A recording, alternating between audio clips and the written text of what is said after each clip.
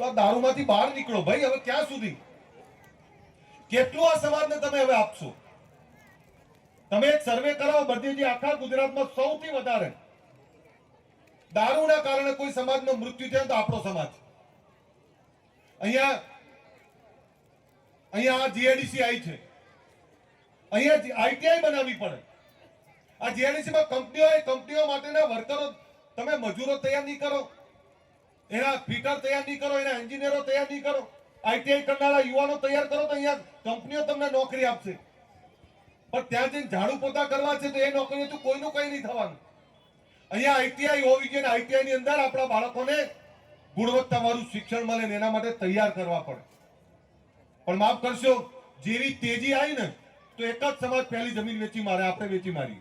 જે પૈસા જોયા જ નહીં અને પૈસા આયા નહીં કે ઉડાડી માર્યા નહીં, ખોટા દેખાડા, ખોટા ખર્ચાઓ કરીને ફરતી 5 વર્ષ પછી જુઓ તો એના એ જ વગર ચંપલે ફરતા હોય.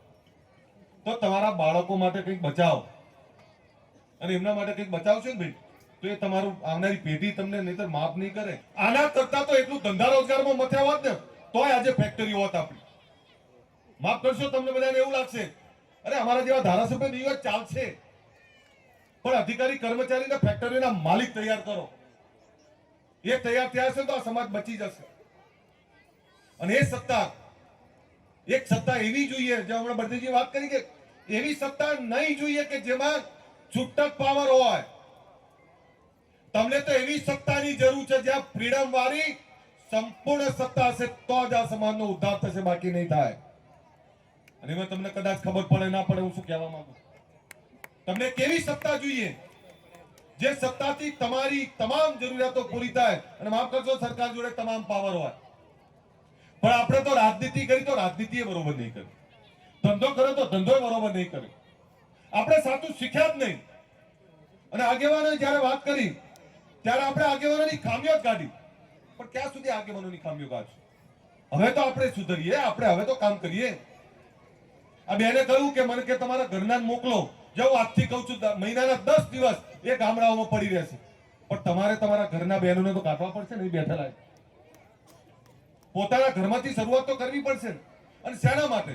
અહીં બહુચરાજીમાં સંમેલન કરી અમારે કઈ ધારાસભ્ય થવા આવવાનું ભાઈ? પણ આખા ગુજરાતમાં ફરીએ છીએ તો આખા ગુજરાતનો સમાજ એક રહે, એક થઈને સમાજની ચિંતા કરે, આ એના માટેની વાત કરીએ છીએ. હમણાં બળદેવજીએ વાત કરી આલમપુર સંસ્થાની. જગદીશભાઈ બળદેવજી મારા પપ્પાને બધા આલમપુર બહુ મથે, પણ સંખ્યા જ ના થાય. હવે આટલી મોટી સંસ્થા ગાંધીનગરમાં સંખ્યા જ ના થાય તો તમને ભૂખ જ નથી બાળકોને ભણાવવાની. આ નટુજીને બધા સેક્ટર 7 માં સંસ્થા છે, ભાડા આપી દેવી પડે. હવે મને કહો, સમાજની વ્યવસ્થાઓ તો ઊભી થશે, પછી આવનારા સમયમાં તમારું અસ્તિત્વ ખતમ થઈ જશે. આ મધ્યરાજી સુધારણાનું જે ચાલે છે એમાં 2002 પહેલા જે લોકો હોય એમને ફક્ત મા બાપ અંદર હોય એ સુનિશ્ચિત કરીને એનો દાખલો આપવાનો. ડોક્યુમેન્ટોમાં કઈ છે? 13 પ્રકારના ડોક્યુમેન્ટ છે. એ 13 પ્રકારના ડોક્યુમેન્ટ તમે ખાલી ઝેરોક્ષ કરીને જોડી દેશો તો તમારા મતદાનમાં તમારું નામ સુનિશ્ચિત થશે. અને કોઈ પણ એક આપવાનો, એટલે 13 લખેલા છે અને તમને ફોર્મ આપ્યું છે, બીએલઓ નો નંબર છે અંદર. તમારા તમામ લોકોના નામ અંદર નાખો. અને તમારા નામો નહીં નાખો તો આવનારા સમયમાં પંચાયતનો સભ્ય જીતી નહીં શકો. અને પછી તમને કોઈ પૂછવાય નહીં આવે. આજે પૂછે છે ને તો આ જથ્થામાં બેઠો છે ને એટલે કોઈ પૂછવાય આવે છે, બાકી તો કાલ પૂછવાય નહીં આવે. એટલે મતદાર યાદી સુધારણામાં 9 તારીખ છેલ્લી છે, એ પહેલા તમારા બધાના મતદાર યાદીમાં નામ સુનિશ્ચિત કરો.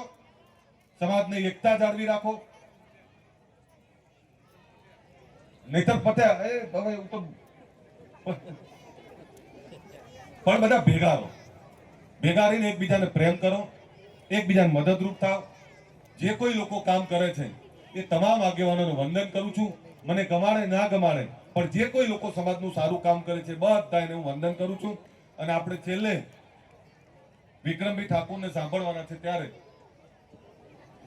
હા એ અમે આપણે બધા એકલા જ બેઠા છીએ. પણ મારી વિનંતી એટલી છે કે કુપોષણ આ બાળકોમાં જે થાય છે ને, બહેનો વ્યસનો છોડો, બાળકોને ધ્યાન રાખો, એમને સારું ભણાવો, વ્યસનોથી દૂર રહો. અને સમાજની એકતા જાળવી રાખો એ જ વિનંતી સાથે મારી વાત પૂરી કરું છું.